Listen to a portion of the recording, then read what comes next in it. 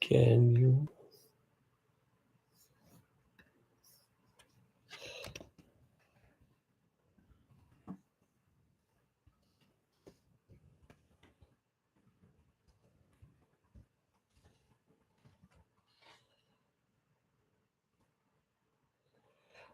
So I hope this particular stream is having the YouTube audio.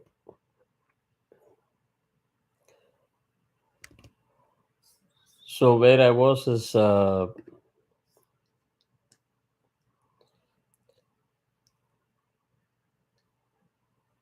sensory motor obtains its input from the five senses, sensory organs, which are hearing, touch, sight, taste, and smell.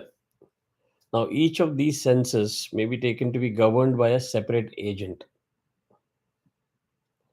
Now, what ahankara does is the sense of I-ness that associates these perceptions to a subjective center and thus creates personal experiences. So, I'm going very slow. I'm not trying to rush too many inputs so that you are able to grasp what I'm saying. So, manas is that which collects sense impressions. There are impressions coming in from various agents and it collects impressions. And each of these impressions or senses are governed by a separate agent. It is the ahankara or the I-ness that associates these perceptions to a subjective center and thus creates personal experiences. Very, very simple example that we can try. You hold something which is very hot. You may be able to hold it and feel how hot it is, whether it is sustainable or not. The same thing, somebody else holds it, they may not be able to sustain it, they will say drop it. Correct? Sound. Certain sound level based on your senses is comfortable. Certain things can be beyond the sustainable level or tolerable level for somebody else. Am I making sense? So please treat these five senses as input sources that creates impressions. The key word is that impression.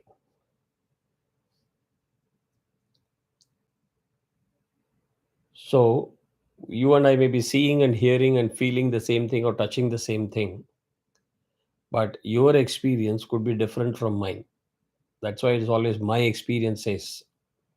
My experiences. So, right? Are we on the same page so far?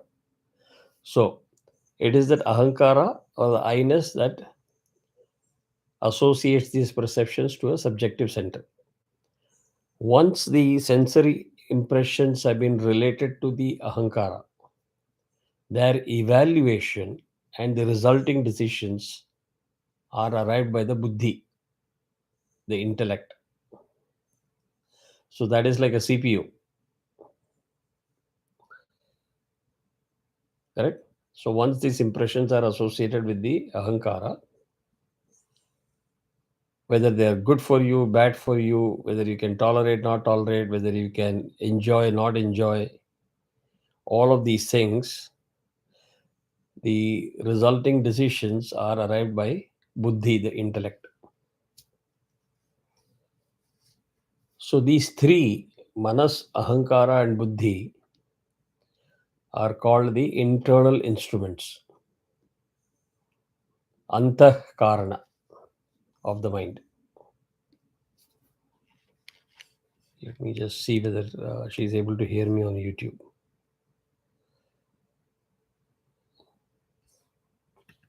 Yeah, you're audible on On YouTube, no? yeah, I checked it. Okay. Okay, super. Yeah. So, manas, ahankara, and buddhi together are the internal instruments, antahkarana. Now we come to the other component, chitta.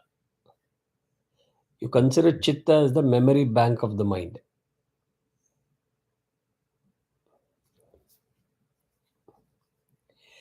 These memories constitute the foundation on which rest of the mind operates.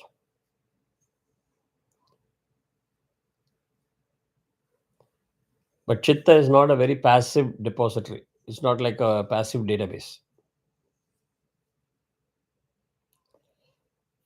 The organization of the new impressions throws up instinctual or primitive urges that create diverse emotional states.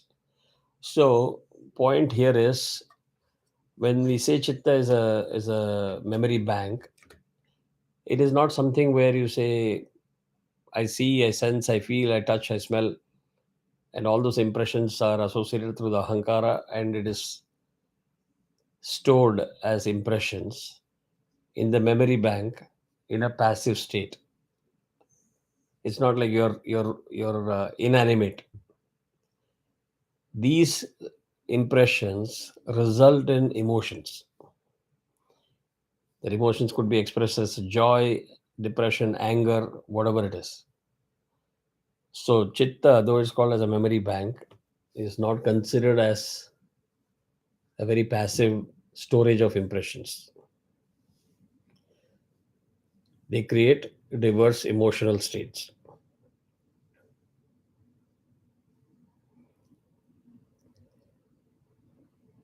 Now, this whole mental complex surrounds the innermost aspect of consciousness, which is called Atman, the other last element, Atman. So, Atman is considered to be beyond a finite enumeration of categories.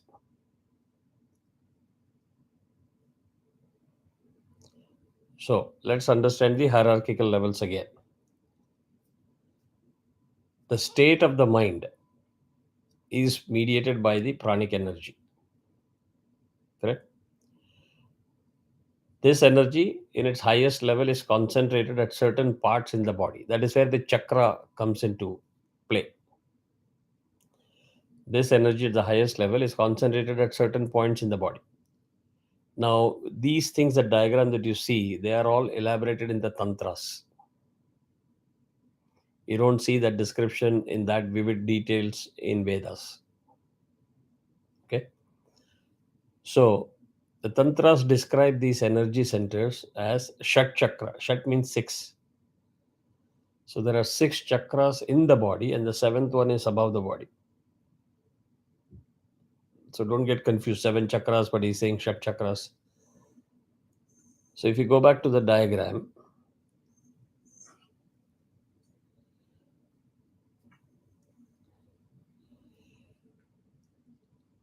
the lowest one is called the Mooladhara chakra.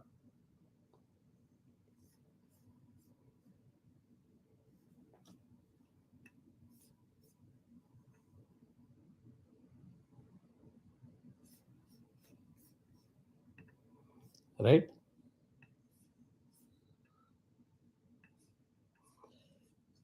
The lowest one is the Mooladhara chakra.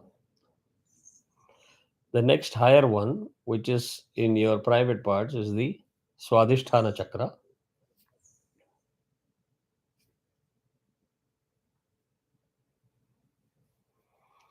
The third chakra is the Manipura chakra.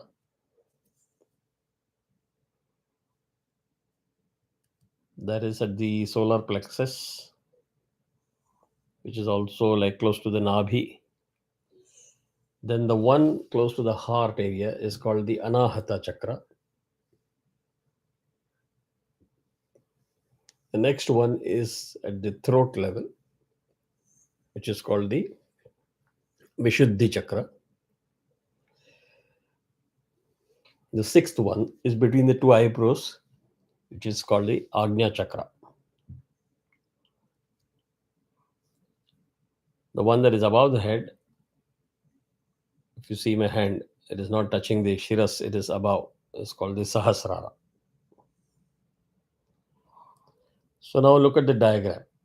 The second diagram first with the lady. The root chakra or the Mooladhara chakra is for basic trust. The sacral chakra, Swadhisthana, is associated with sexuality and creativity. Manipura, which is the Nabhi, is associated with wisdom and power. The heart, Anahata, is associated with love and healing. The throat, Vishuddhi, is associated with communication. Now, Agnya, which is between the two eyebrows, is associated with awareness. Sahasrara is associated with spirituality.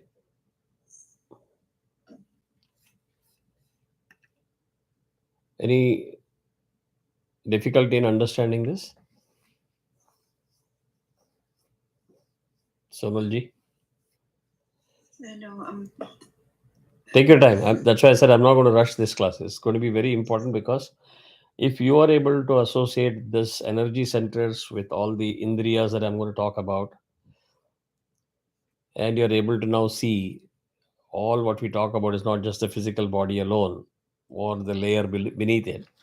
It's a very complex network and mechanism that plays into what we call as our mind. So when we say how to control our mind, it is important to understand that I'm getting multiple sources of inputs. They're all getting stored. There is somebody else that is in charge of controlling the processing the data and deciding your emotional state. So if you want to control your mind, you're going to control the various factors that are influencing it, right? At every stage, yes.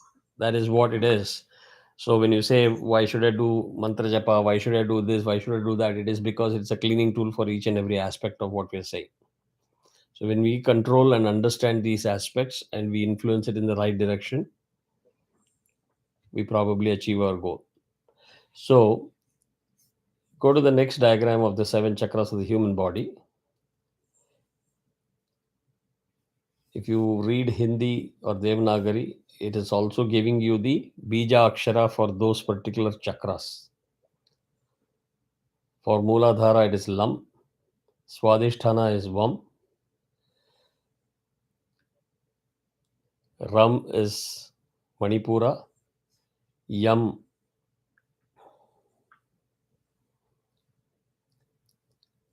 is Anahata. Vishuddhi is Hum.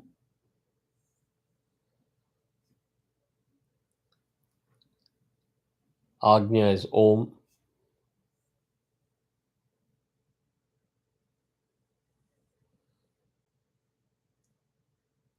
Sahasrara Om. There is a slight difference between the two Oms. I want you to figure out what the difference is and what does it mean. I had explained it in the concept of states of consciousness. So there's a slight difference between the two, right? So in simple English, at the lowest level is I am, I feel, I do, I love, I speak, I see, and I understand.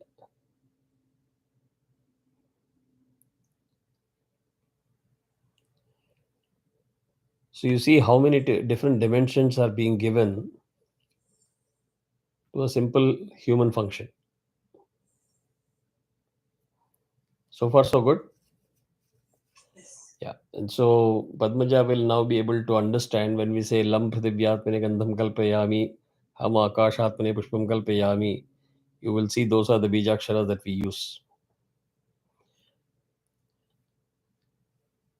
when we do the Panchopachara, the bare minimum. Yeah, she's able to hear me and she's following. Good. So, did I introduce this particular part very easy? Yes, it's very Good. easy So, to a understandable. large extent, it is also described in Atharva Veda, where in Atharva Veda, the description has been given that body is eight wheeled and nine doored. There are eight wheels and nine doors. Ashtachakra Navadvara Devanam Puryodhya. So these chakras are related to positions in the brain, centers in the brain.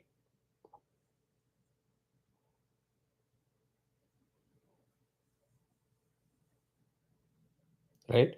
So the stimulation of these chakras in a proper way leads to the development of certain connections in the brain that makes it easier for the I-ness to experience the self. Mm. So now we are connecting all the dots. So the chakras are the basic points of focus inside the brain that leads to a clear explication of the cognitive process.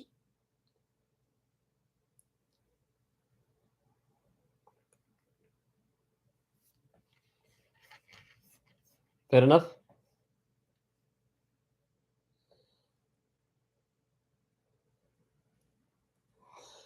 So if the categories of the mind are taken from the recognition of shadow mental images or impressions, how are they all connected to a single agent? That what is that single agent that connects all this?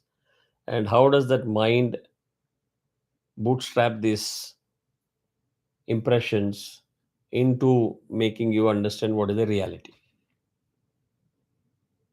You can't have multiple different inputs and multiple different centers stimulating different centers of the brain. Ultimately, it all together makes you say that I understand or I see, I sense, I feel, right? They all come into play when you say that I know what I'm talking about. This is my experience. So, this is where you move to the other diagram, the table.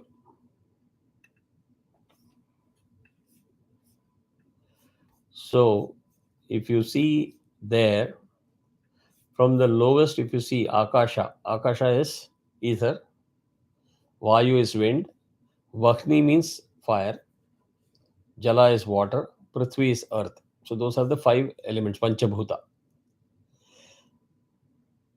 They are related to, in the same column, Shabda, Sparsha, Rupa, Rasa, Gandha. Shabda means words, Sparsha is feel, the sense of touch, Rupa is see, Rasa is taste, Gandha is smell. Correct?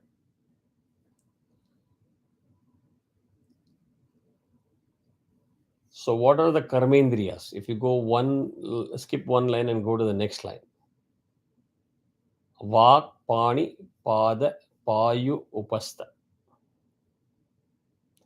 Vak is speech using the mouth organ. It is associated with the Akasha element, ether. Pani, which is grasp, the action of grasp. Grasp means not mental grasping, physical. You use hand as the organ to do that. So those who are familiar with marriage rituals, you will understand. Kannika Danam, the girl is given as a Danam. The boy does Pani Grahanam. Pani means hand. Pada, thing that does motion. So feet is the organ used for that. Payu is excretion that happens through the anus. Upastha is sex through the penis and vagina. Those are your private parts.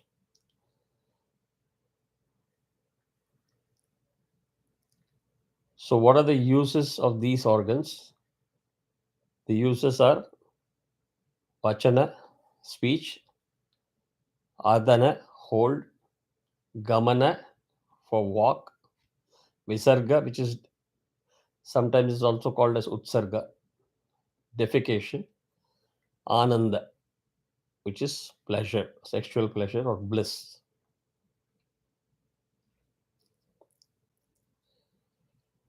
Now, the associated jnanendriya is shrotra, ear or sound, for sound, twak, skin or touch, chakshu, the organ is the eye for sight, jihva or tongue for taste, and grana, which is nose for smell. So now if you go vertically in each column, you will see shabda, which is mouth for speech. The corresponding jnanendriya is ear or sound. So one is export, one is import.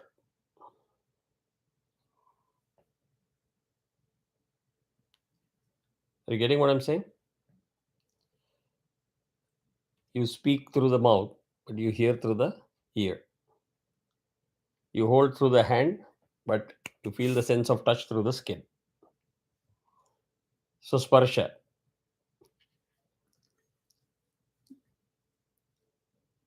You see through the eye, you walk through the feet. Same way for rasa, tongue and taste. For gandha, you use nose and smell.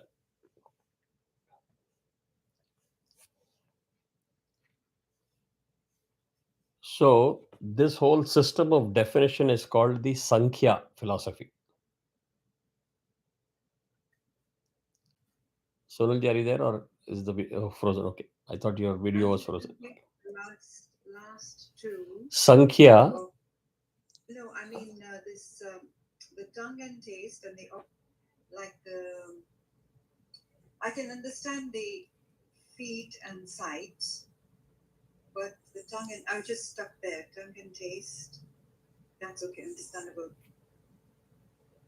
So all of them are linked. The karma and jnana. Exactly. Yes. Action.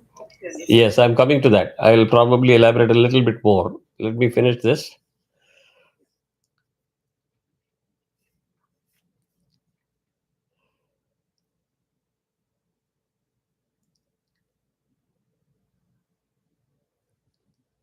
So here there is another term that one need to understand. And that is in the system of Sankhya philosophy. There are two independent principles, which is Purusha, which is the consciousness of the spirit, and Prakriti, which is the nature of matter. So Purusha is the witness consciousness. It is absolute, independent, free beyond perception, and above any experience by mind or senses. It is not bound by this karmendriya and jnanendriya. It is above any experience by mind and senses, and it is not possible to describe in words. Whereas the unmanifest Prakriti is a matter of nature. It is inactive, unconscious, and Prakriti is a balance of the three gunas, of the qualities, which is the Rajas, Tamas, and Sattva. So when Prakriti comes in contact with the Purusha, this balance is disturbed. And the unmanifest Prakriti becomes manifest. That leads to these tattvas. This 5x5 matrix that we saw, that happens when the Prakriti comes in contact with the Purusha.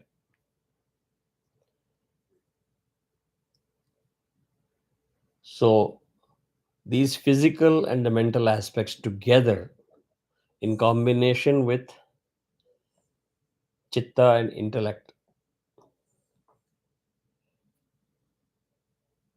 gives you the cognitive experience and the sensory experience. Now, jiva is the state in which this Purusha is bonded to Prakriti. So, when you say my experience, the human experience is an interplay of the two, where Purusha, being conscious of the various combinations and the cognitive activities resulting out of these 25 tattvas. So what I want you to do is to soak in the terminologies, do the associations as much as possible, and figure out that this is a multi-dimension complex system that is at play, which is not purely dependent on the physical karmendriya or jnanendriya, but it is an interactive play amongst these elements, which is a 5 by 5 matrix that results in your experience.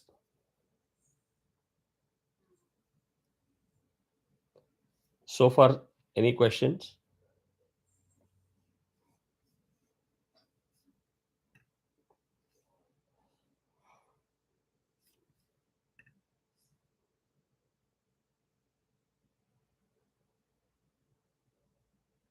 So the 5 by 5 matrix is like Prakriti then.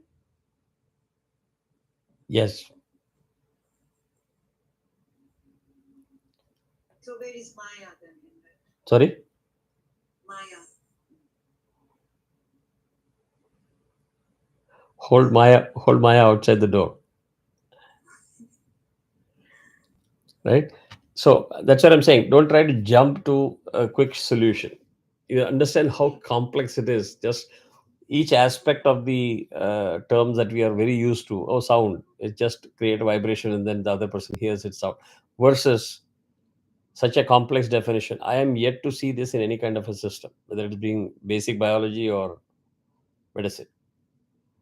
And that is where we need to focus in saying that why are we talking of mantras and shat chakras and all of these things? How is it going to impact it? Because these are things that you can't see. So you got to believe and understand the system. And the only way you can understand or even experience some of these things is by personal experience. For example, if I say that I hear a music, some particular music, and it triggers certain things in me, it could be different in you, the way you are able to sync up with that. So it is impossible for somebody to describe or put it on a PowerPoint presentation or a projector and make you understand. So go through the steps of how these things work together, and all you need to understand is, in a very simplistic term that I described in the beginning of the class, in saying here are the five input sources, here are the five output sources, they have an interplay. All of this creates an impression in your system. That impression, when it is associated with the ahankara, becomes your memory. The memory is stored in a memory bank, and it is not a passive database. Those memories evokes emotions,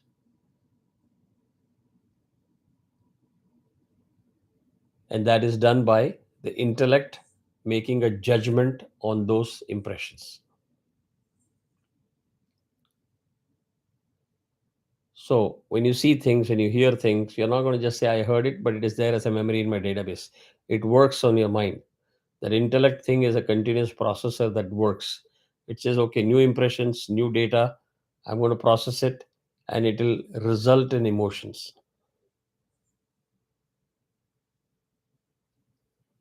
That will result in emotions. You can't just say, I don't have any emotions. There is no impact of any of these things. So when you hear, see, smell, taste, those impressions are processed, resulting into certain state of mind. That is why we say emotional state of mind. And how well you balance out both the gunas is going to take you through the path of getting into a detached mode and pursue the path of liberation, that you're able to rise above all these things.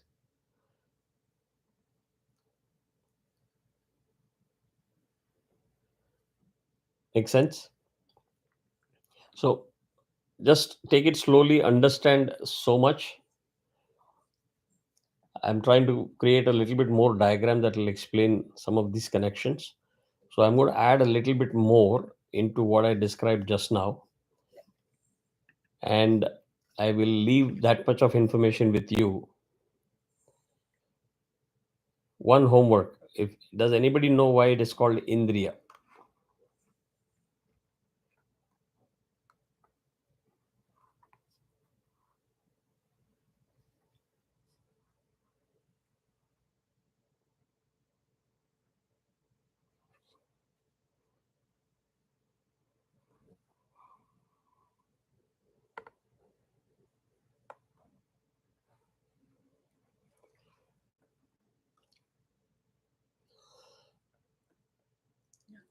So Indriya is Radha. Any idea?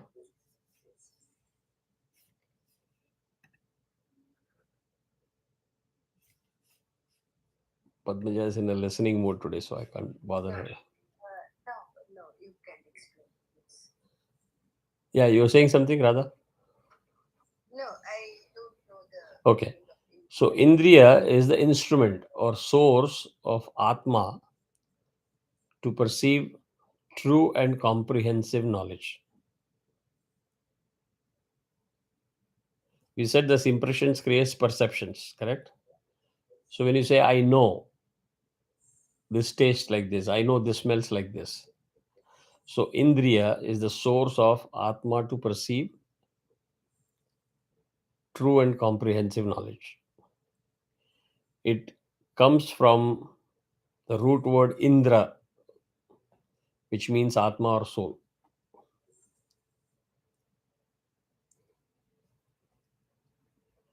So, in simple terms,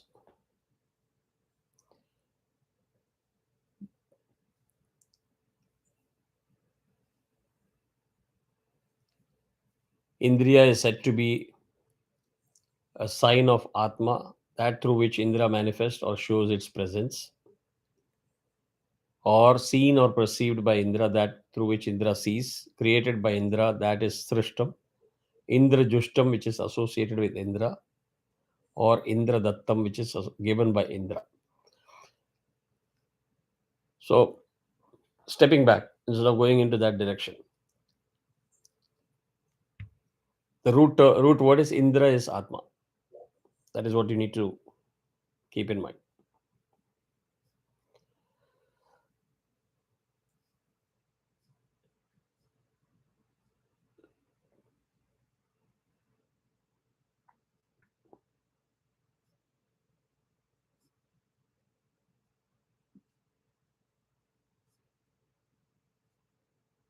I lost train of thought as to what I was trying to say.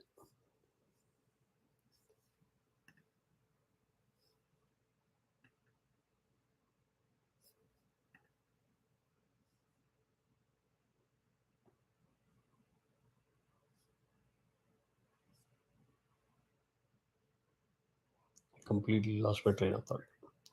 I was saying about the 8 wheels and the 9 gates. Yeah, okay. Yeah, thank you. So,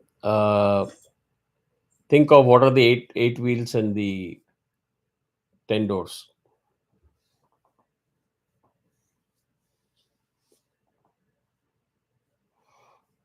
So the 8 wheels are the chakras. You've mentioned 7, but I don't know there must be an 8th one correctly. And the 9 gates are the senses and the sense organs. No, the 2 eyes, the 2 ears, the nose, mouth. Excretory. 1, 2, 3, 4, 5, 6, 7. So, Navadwara is what? Yes. So the 9 One by one. organs of Jnana Indriyas. Eyes. Radha. Mixture of those. Yeah. Ears, nose, tongue,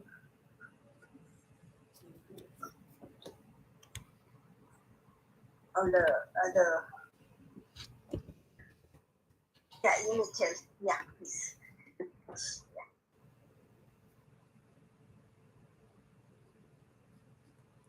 So, Ashtachakra we saw, right?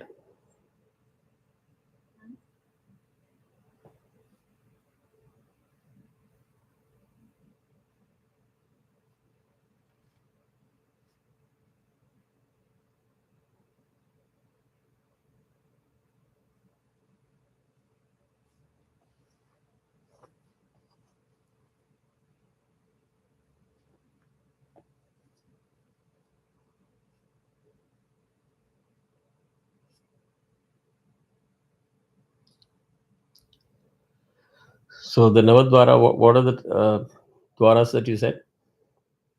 Eyes, ears, nostrils, so the two nostrils, mouth, um, excretory and reproductive for the passages. Yes. Yeah. Okay. And if you remember, once I had also said that when we talk about we we die or we pass away, the general term used is pran nikal gaya, right? It doesn't mean that it is like a binary switch. You're alive and you're dead now because that prana is gone. The shutdown happens of all these indriyas shutting down one by one. Prana is the last one to go. And it can go through for ordinary mortal human beings like us through any one of those 9 dwaras.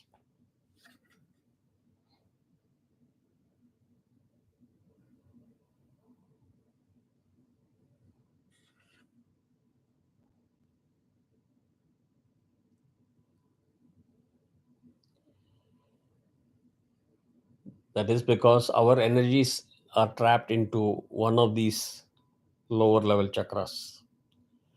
But for somebody who has achieved a sannyasi status,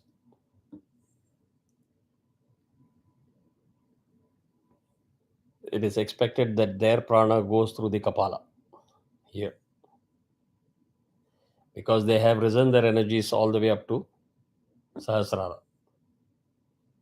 I heard somewhere that it was through the udana that the prana leaves, like through the nostrils. No, for us, it can go through any of the 9 orifices. Yeah. But for sannyasis, it will go through the kapala. That is why if you see any of those sages or sannyasis that you see, like take the example of Kanchi Mahapariva or Sri Sri Jayendra Saraswati, when they attain samadhi, they will not be buried in a horizontal position. They will be seated in a chair and they will be buried. They will not be cremated the way we are cremated. And you'll see a line that goes vertically on top from the Adhisthana, denoting the release of prana through the kapala. And I won't go into the details of how those process happens. Some of them you need a much more mature mind to understand what is being done at that time. But it is sufficient to know that this whole prana theory is not something that is mythical. This is real. So I will stop here.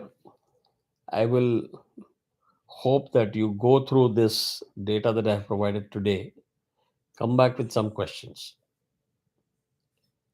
right? This will give rise to a lot of questions. So my suggestion is throw some of those questions during the week in the WhatsApp group.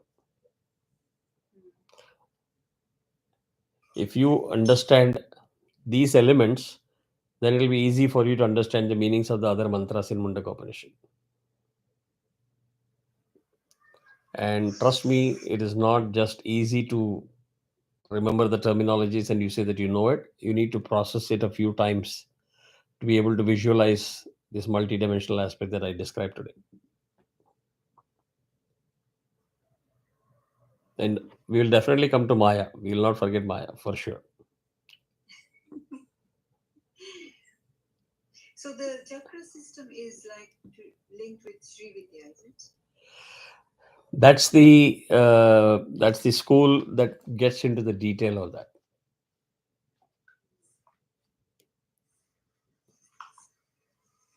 It is not described in as much detail in Rig, Yajur, and Samaveda. The more description of these things are found in Atharva Veda. Yeah, Radha, you were saying something. No, sorry, I was talking to Prasanna. Sorry. So absorb the information that is given today and come back with questions. Either you have understood certain things, you have not understood certain things. I'm sure you are having questions on Jihva and Grana associated with the Jala and Prithvi, right? So park those questions, put those questions in the group, and we will address each of those questions in the next class. So basically, whatever is in the vertical line is all linked with each other. Each of those chakras are associated or mapped to a center in the brain. No, I mean the table that you've constructed. There's a vertical line and a horizontal line. So all the horizontals and the verticals are linked with each other. That's what's making the matrix. So the one It's just basic categorization of the tattvas. The horizontal categorization in the bottommost line are the Panchabhutas, 5 elements. so are they, and that's linked with the Jnanendriya and the Karma. Yes. Yeah, that's what I'm saying. So, yeah. So, if you see Shrotra, Twak, Chakshu, Jihva, Grana are Jnanendriya from a category perspective. Which are linked with the Karma. Karmendriya and the use of that Karmendriya. What is the use of those Karmendriya? Karmendriya is the motor organs, which is like speech, mouth, hands, feet, anus, and penis, and vagina. Those are the motor organs. So what is the purpose of those karmendriya? How it is used is in vachana, adana, gamana, visarga, and ananda. Yeah, we have to reflect on that. Yeah. So study the table. Try to form your own conclusions or meanings or interpretations. That will give rise to more questions that can be addressed. But this table will help you visualize and connect all the categories. If I just read the whole thing in a very textual format, it would have been very confusing. Yeah. There is this combination of like the three gunas making the different elements and all of that. Emotional state, right? That I said, when you have those impressions, the intellect is going to process that and result in an emotional state. That is the guna.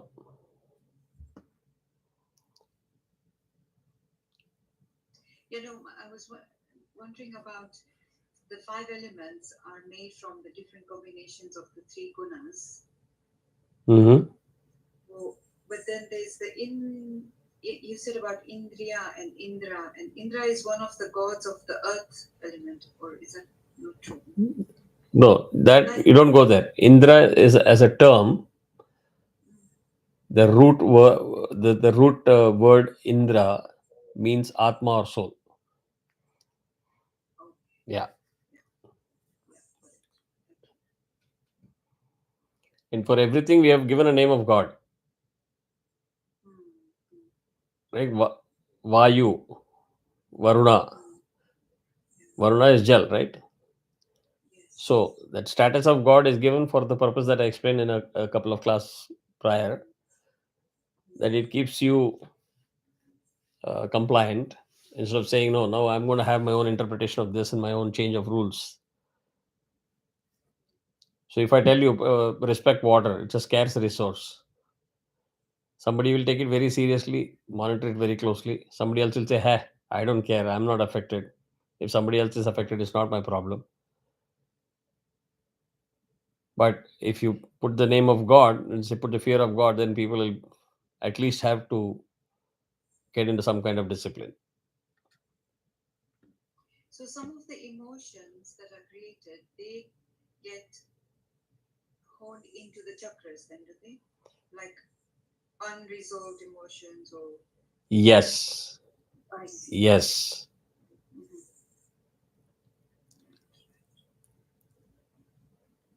So these exercises like Kapalbhati and Anulom Vilom, whatever, they are the ones that... Through the yogic path, you do the activation of those energies, correct?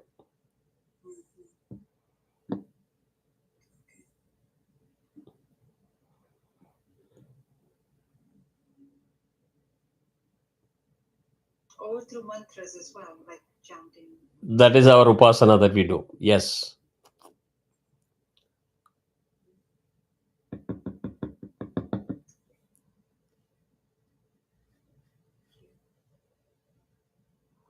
So we'll try to correct those things at some other time.